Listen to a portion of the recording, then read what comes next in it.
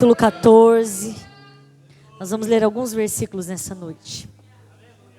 2 Crônicas, capítulo 14, nós vamos ler alguns versículos. 2 Crônicas, capítulo 14, versículo 2.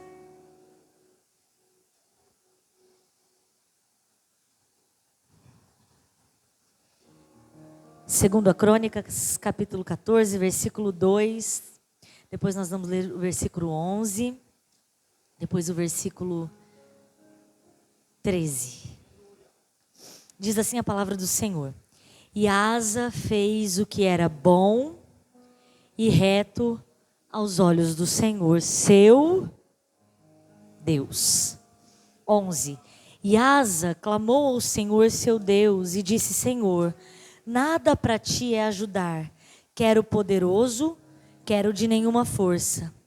Ajuda-nos, pois, Senhor, nosso Deus, porque em ti confiamos e no teu nome viemos contra essa multidão. Senhor, tu és o nosso Deus, não prevaleça contra ti o homem. 13.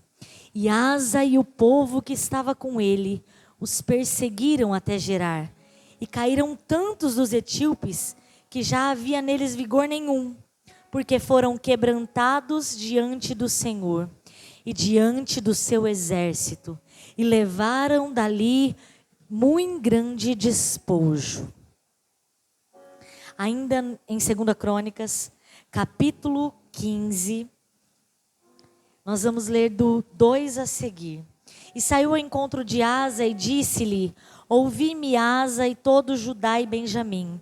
O Senhor está convosco enquanto estáis com ele, e se buscardes o achareis, porém se o deixardes, vos deixará.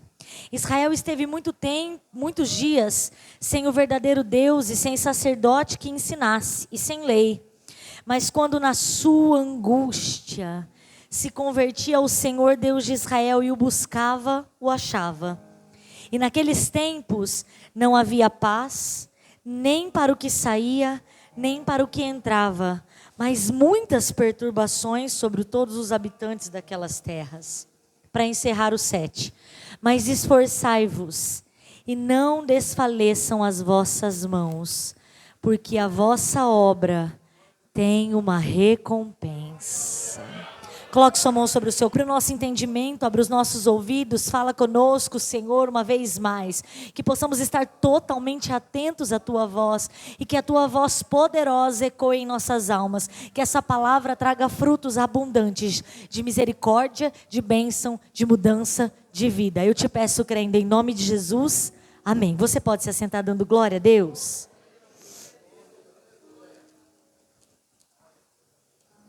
Havia um povo que não se corrompeu. Este era o povo de Israel, do lado da tribo de Judá e Benjamim. Eles tinham uma promessa de Deus. Só estaria no trono os descendentes da tribo de Judá. O rei Abias morre e começa a governar agora um novo rei, o filho do rei Abias. O nome desse rei é Asa. Um rei muito conhecido na Bíblia Sagrada.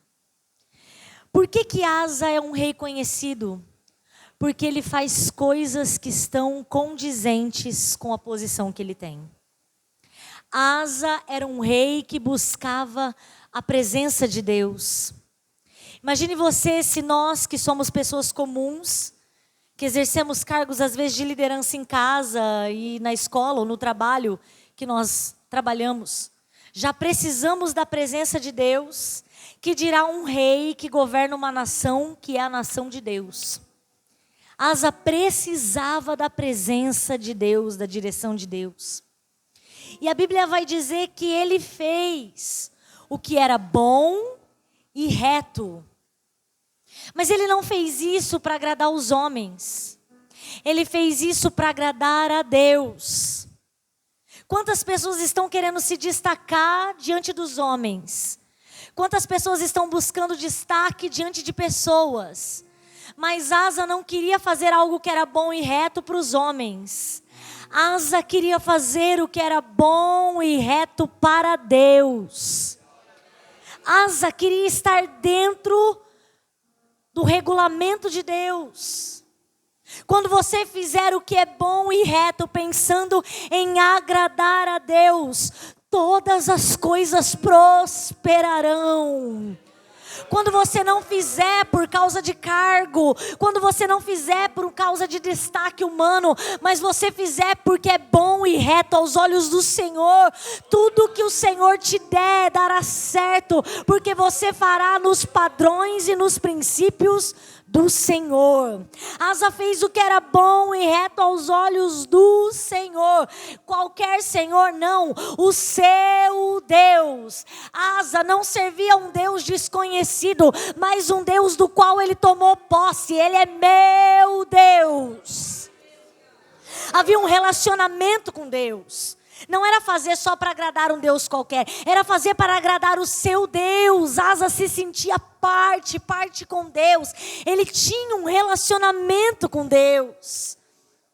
Eu não quero agradar a homens, eu quero agradar a Deus. Quando nós agradamos a Deus, muitas vezes vamos desagradar aos homens, mas não nos importa a aprovação do mundo. Sadraque, Mesaque e Abidnego não se importaram com o rei, eles se importaram em agradar a Deus. Se eles tivessem se curvado, poderiam ter morrido na idolatria, mas por não se curvarem, eles foram salvos na fornalha. Você precisa agradar a Deus. O que eu falo agrada a Deus, o jeito que eu vivo agrada a Deus, como eu trato os meus irmãos agrada a Deus, como eu trabalho agrada a Deus. Asa preocupou-se em agradar o seu Deus. Ele pega um governo corrompido. Havia muitos bosques para ídolos. Ele pega um governo em que a sua mãe, a rainha, tinha levantado um Deus estranho. Quando ele começa a governar, a situação não é boa nem é favorável.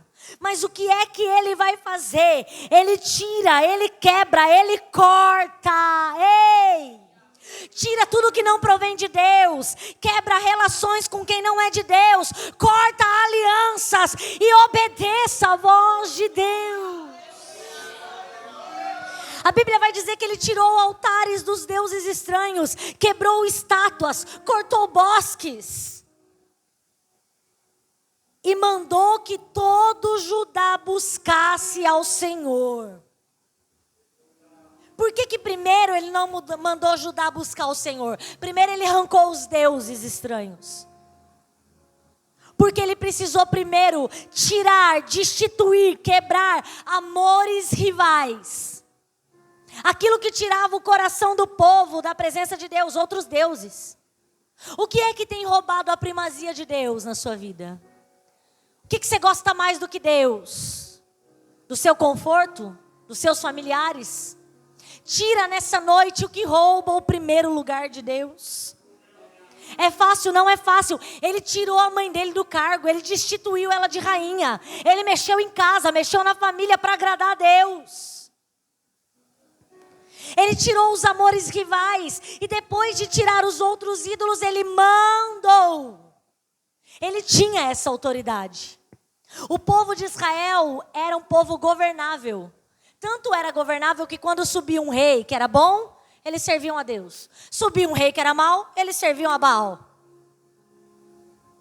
Ele mandou que eles buscassem ao Senhor, observassem os mandamentos e lei de Deus. Sabe o que o Senhor está falando conosco nessa noite? É necessário buscar ao Senhor. Renata, e tem um jeito de buscar? Tem. A Bíblia diz lá em Jeremias: buscar-me-eis e vocês me acharão, quando vocês me buscarem de todo o coração. Não é mais ou menos, não é pouco, é buscar do coração inteiro, é buscar a Deus com vontade, é vir à terça de oração com vontade de orar, é vir para o culto com vontade de adorar, é estar em casa com vontade de servir a Deus. É necessário buscar a Deus. Me busquem e vocês me encontram. Gente, é um mandamento seguido de promessa, de bênção. Busca que acha. Não é busca que talvez eu apareço. É me busca que vocês me acham, me encontram. Se nós buscarmos, Deus vai se revelar. Se nós orarmos mais, Deus vai se revelar. Se nós clamarmos mais, Deus vai fazer. Me busquem. Ele fez o povo buscar a Deus e observar os mandamentos. Quem observa leis e mandamentos passa a praticar. Quem pratica vira morada de Deus. Jesus disse lá em João capítulo 14, versículo 23. Se alguém me ama, guardará minha palavra e o meu Pai o amará. E viremos para Ele e faremos nele morada. Quem busca a palavra vira morada dele.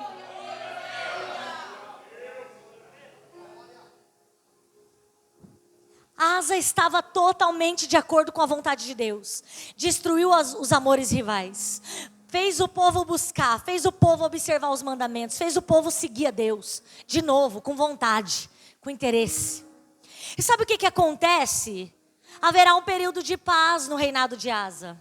10 anos de paz. 10 anos em que eles não estão em conflito, nem guerra, nem problemas. 10 anos de paz. Nesses 10 anos de paz, Asa não ficou parado. É bem verdade que a vida do crente é uma luta depois da outra, né? Mas existem espaços de tempo que parece que as coisas estão mais encaixadas. E o que a gente faz nesse espaço de tempo? Relaxa. Vamos relaxar. Mas não foi isso que Asa fez. Quando houve paz em Judá, sabe o que ele fez? Ele começou a construir muros nas cidades, colocar portas, ferrolhos, portões. Não estou entendendo. Ele começou a guardar a cidade. Ele começou a edificar cidades protegidas. Quando você não estiver vivenciando um período de luta, começa a edificar em jejum, em oração, em adoração a Deus a tua casa. Para quê? Para no dia da luta a tua casa está protegida, está guardada, está reservada em Deus. No tempo de paz ele edifica, ele fecha brecha, guarda a cidade, ora mais. Não estou precisando tanto, ora mais. Para quê? Para estar forte no dia da adversidade. Ora mais, para quê, Renata? Tá um pouco de paz, para ficar cada vez mais íntimo de Deus, para quando a guerra estiver chegando, Ele te contar antes. E você estar fortificado e preparado para ela. Ele edificou as cidades, ele guardou as cidades, ele se preparou para um dia de guerra. E agora? E agora que o dia de guerra apareceu, vai vir um etíope que tinha 1 milhão. É isso? Está no versículo 9. E Zerá, o etíope, saiu contra eles com um exército de 1 milhão de homens. Sabe quantos homens Asa tinha? 580 mil. O exército tinha quase o dobro dele. Era uma luta tão desleal, porque era quase 2 do exército inimigo para 1 do exército de Asa. Era como se 2 viessem contra 1 praticamente. Fora 1 milhão, ele tinha 300 carros. Mas Asa fez o que ele ensinou o povo a fazer. Ele buscou ao Senhor. A palavra de ordem dessa noite é: busque a Deus, ore a Deus, clame a Deus, se envolva com Deus, jejue, ore, clame. Asa buscou o Senhor com uma oração sincera. Ele disse: Deus, não é nada para o Senhor ajudar o grande, o poderoso e ajudar o pequeno. Ajuda a gente, Deus. Não é uma oração enrolada, entruncada, é uma oração de um versículo, versículo 11. Não é por muito falar que o Senhor nos ouve, mas é por falar com toda a sinceridade da nossa alma. Asa orou com sinceridade da sua alma. Ele não tinha gente para vencer o exército, mas ele tinha um Deus que ganha qualquer batalha. Sabe o que o Senhor disse ao meu coração? Que pessoas aqui estão vivendo dias como esse dia de Asa. O problema é tão grande E você se sente tão pequeno. Você se sente tão diminuído e o problema parece que é gigante, que é o dobro de você.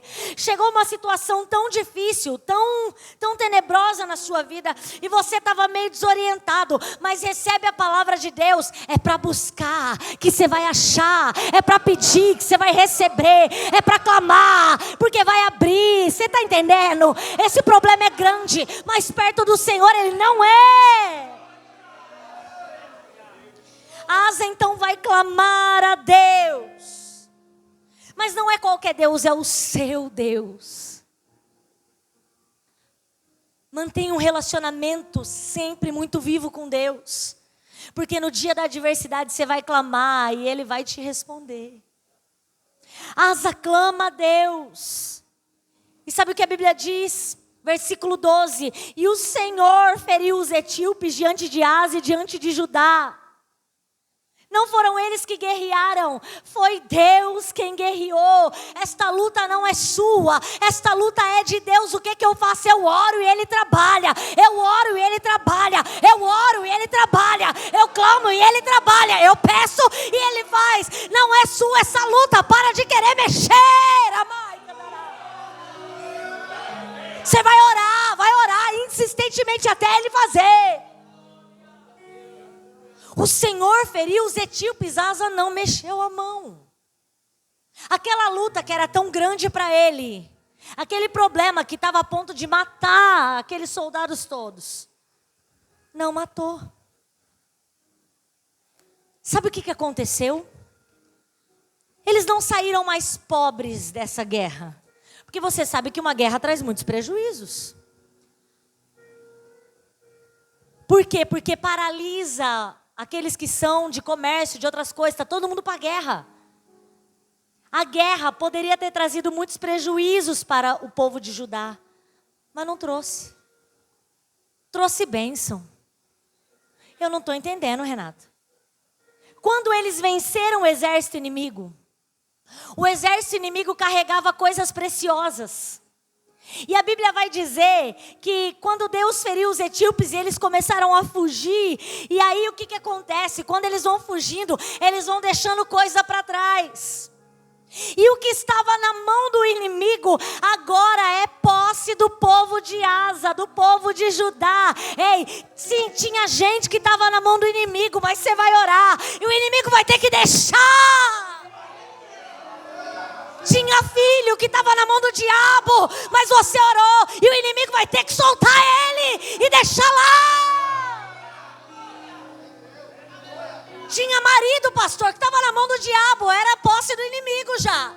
Mas sabe o que aconteceu? Alguém clamou, alguém orou, o inimigo foi embora, o filho, o marido ficou e agora é teu, é teu, é teu.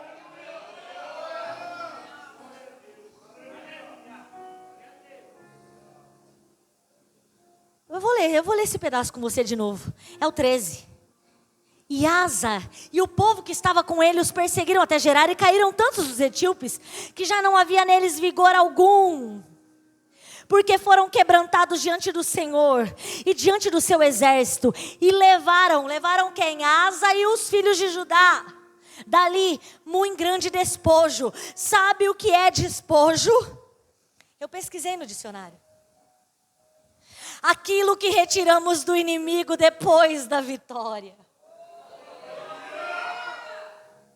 Aquilo que você tira do inimigo depois da vitória. Sabe, o inimigo querendo roubar a sua paz, mas você entrou em guerra e o inimigo teve que soltar a sua paz e ir embora, e você retira dele de volta a sua paz. Sabe a saúde que o inimigo está tentando roubar com tantos problemas?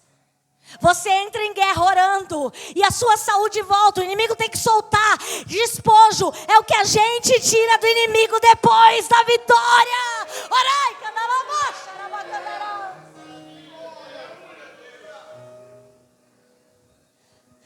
o Senhor me deu uma palavra. Mães trarão filhos como despojo de guerra. Ou seja, os filhos que estavam na garra do adversário, mas depois do clamor das mães, o Senhor devolverá para elas.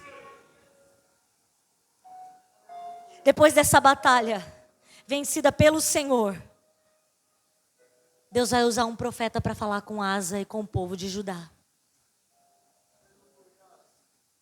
Nós não vamos perder a guerra. Nós só vamos lutar orando. Quantos entenderam a palavra, diga amém.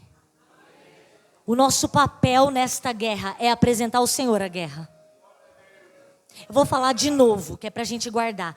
O nosso papel nessa guerra é apresentar ao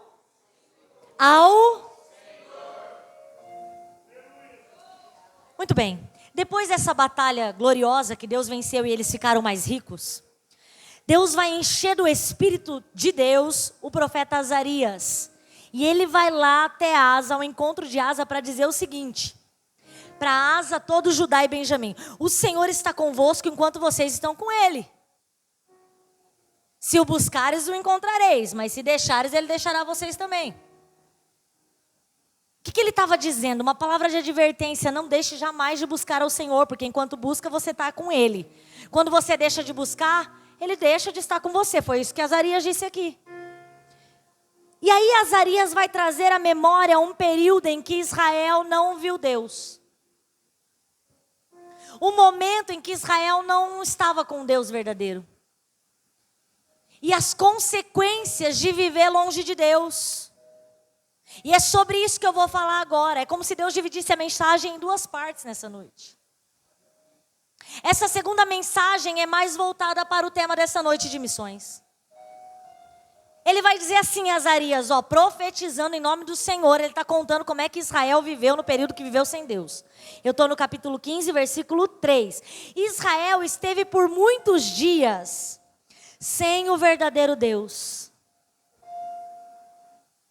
Quantos aqui se converteram depois de adultos? Levante sua mão. Viveram muitos dias sem o verdadeiro Deus.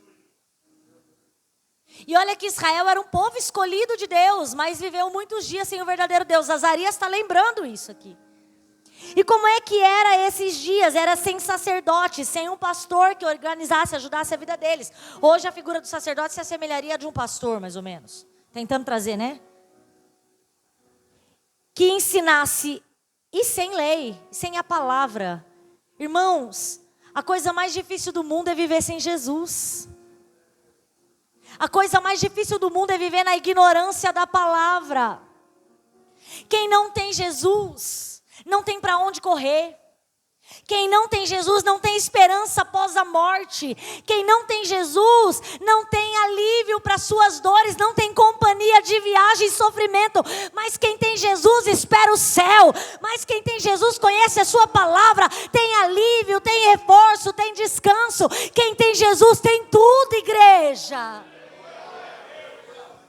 Os dias de Israel eram dias sem sacerdote que ensinasse, sem lei. Mas Israel fez algo nesse período. Quando na sua angústia, a angústia produz mudança, sabia? Muitas vezes a angústia vai parar e podar pessoas. O que é angústia? É um sentimento muito forte de sofrimento. É um estado de tormenta. Existem pessoas angustiadas lá fora que ainda não agiram, porque a angústia é tamanha que elas não conseguem agir. Mas eu tenho certeza que muitos dos que estão aqui foi no momento de angústia que procurou Jesus, foi no momento de tormenta que encontrou Jesus. Quer um exemplo? Aquela mãe da menina que estava endemoniada. No momento de angústia, ela se desloca em busca de Jesus. A angústia pode motivar uma transformação. A angústia pode motivar uma mudança, uma conversão. É por isso que você tem que pregar Jesus para quem está em angústia. Quando Israel estava extremamente angustiado, em tormenta, em sofrimento, em perturbações, aí eles buscavam a Deus. Muitas vezes a angústia é um chamariz para a presença do Senhor. Muitos virão por causa de um problema. Não há problema nenhum nisso. O problema é ser abençoado e ir embora. Na sua angústia se convertia. O que é converter-se? Ser transformado. É por isso que nós precisamos pregar Jesus para quanto mais angustiada a pessoa tiver, talvez é aí o momento de maior mudança na vida dela. Tem um amigo que está muito angustiado, está com um problema visível. Fala de Jesus para ele nessa hora. Na angústia se convertia ao Senhor Deus de Israel e o buscava e o achava. Você precisa estar lá para o angustiado. Você precisa estar lá para falar de Deus, para que a sua mente abra e ele possa buscar e achar a Deus. Esse papel não é de quem está lá fora. Esse papel não é de pastor. Esse papel é de todo crente que foi lavado, remido pelo sangue de Jesus. Naquele tempo, ele está contando aqui, naquele tempo de angústia, não havia paz para quem estava em Israel. Como é que você acha que as pessoas do mundo estão vivendo hoje? Buscando a todo custo prazeres, para suprir a falta de paz que eles têm. Sabe por que eles não têm paz? Porque a paz é Jesus. Naquele tempo não havia paz, nem para quem saía, nem para quem entrava, mas muitas perturbações. É assim que o mundo está hoje, do jeitinho que Azarias pregou, do jeitinho que Azarias profetizou. Muita perturbação, incômodo, transtorno, ausência de paz. Naquele tempo em que Israel estava sem sacerdote, sem lei, não tinha paz e só tinha perturbação. Mas sabe o que o Senhor disse ao meu coração? Que ainda na casa de crente está havendo falta de paz e muita perturbação. Mas Renata, não achou Jesus? Achou. Mas está buscando Ele de novo? Está buscando com frequência? Havia falta de paz e perturbações. Tem gente que vive na igreja, mas a casa não tem paz e está perturbada. O que faz então, Renata? Recebe a palavra nessa noite, abre bem os teus ouvidos, o teu coração, a tua alma e começa a orar mais, clamar mais. Quando eu li isso, eu lembrei de um texto lá em João capítulo 20. Jesus foi morto, é domingo, ele já ressuscitou, apareceu para umas pessoas, mas não para todos os discípulos. Os discípulos se juntam, exceto Tomé, que não estava ali, não sabemos porquê. Se juntam, fecham a porta, se trancam e está todo mundo com medo. João capítulo 20. Eles estão presos com medo, ausência de paz. O medo é a ausência da paz. Eles estão com tanto medo que eles fecharam as portas. A Bíblia vai dizer lá em João que com medo fecharam as portas e estão juntos esperando o que vai acontecer. Qual é o medo deles? Morrer. Qual é o medo deles? Acontecer o que aconteceu com Jesus, ser crucificado. Mas lá no meio deles, a porta fechada. A Bíblia não diz que Jesus abriu a porta. A Bíblia não diz que ele passou pela porta. A Bíblia diz que com a porta fechada, ele apareceu lá no meio. Não precisa de porta aberta. Ele entra onde quer, ele faz como quer, ele opera como quer. Jesus aparece no meio deles e diz uma coisa que não é uma saudação apenas. Era exatamente o que eles necessitavam. Paz seja convosco. Ai, Renata, isso era uma saudação comum. Tanta coisa para Jesus depois de ressurreto dizer, e ele vai desejar a paz para eles, é porque eles estavam sem paz. Sabe o que Jesus está liberando aqui nessa noite? Paz, paz, paz, paz, paz, paz. Paz seja convosco. Olha a minha mão, olha o meu lado, eu sou o mesmo. Fui eu que morri, sou eu que ressuscitei. Paz seja convosco. Sabe o que está faltando na sua casa? A presença do Jesus que ressuscitou.